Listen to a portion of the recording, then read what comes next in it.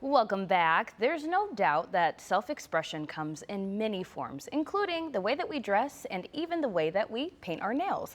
One local artist is using her talents to decorate large and small canvases at her nail salon and art gallery in Walnut Hills.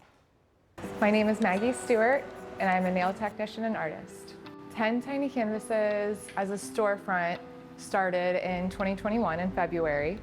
And I got inspired by getting my own nails done, and the technician asked if I wanted nail art, and she put 6 dots on my toe and it was a flower. And I looked at it, I was like, well, I can do that. And I've enjoyed my own nails ever since. I got licensed and went to school in 2013. I tried working for somebody else and working in a big open salon.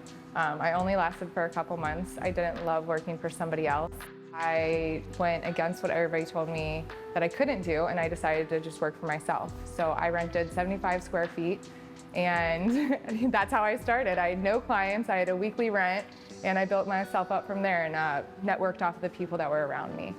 So the art on the canvases just really comes from almost any and everything that whether it's a color, whether it's something that I see that is just like fluid enough that like looks so beautiful to me. The painting canvases has always been a hobby.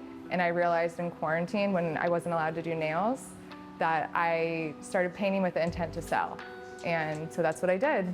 And I sold almost every single piece that I made during quarantine. So I realized that I needed a space that was big enough to do nails and sell my art as well.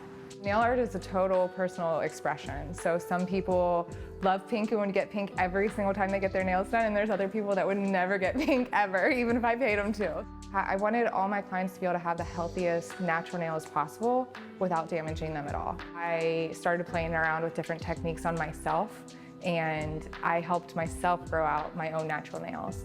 So when I realized that I could do it for myself, I incorporated that into other people. So I have 2 different homemade cuticle products. I have a cuticle oil and a cuticle balm. One day I kind of realized like, oh, I could make my own. And then eventually I infused it with crystals.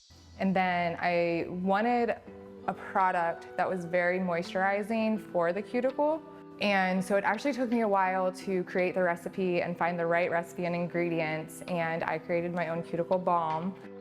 I want this space for you to be able to embrace yourself and to express yourself how you want to express yourself. So I want the art and the expression to meet beauty, because everyone has their own beauty within them. And I feel like sometimes the world that we live in, people have a hard time expressing it. So I want this space for you to be able to express yourself. Best place to find would be 10 Tiny Canvases _LLC. And then I'm also working on expansion. So a lot to stay tuned in for the future.